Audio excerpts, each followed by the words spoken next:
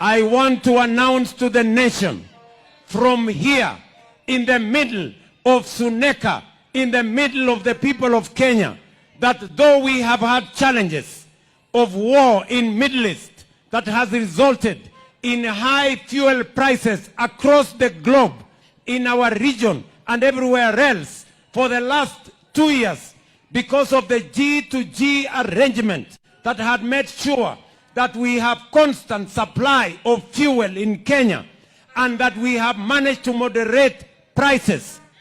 I am announcing today, in the middle of people here, that the fuel prices that have gone up, we have stepped in as government with 6.5 billion shillings to reduce the cost of fuel. We have also stepped in to bring down VAT from 16% to 8% for the next 3 months until we make sure that we have gone through this phase. And thirdly, we have made sure that paraffin that is used by ordinary citizens, paraffin that is used by our border circles, we have made sure that the prices don't change because we want to cushion the people of Kenya from fuel prices. Munasema tuendelee ama tuendelee jameni?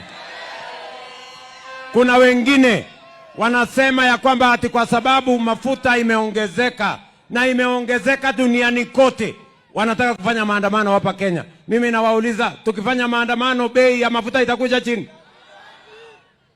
Itakuja chini? Si lazima tutumie akili kupunguza gharama ya mafuta? Na tupange tuhakikisha kwamba ile vita inaendelea ndio inatuletea shida iishe huko mahali inaendelea.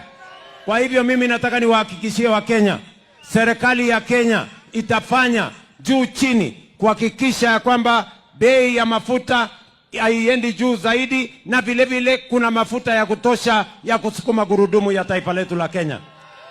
Wakenya hoye! Wakenya hoye!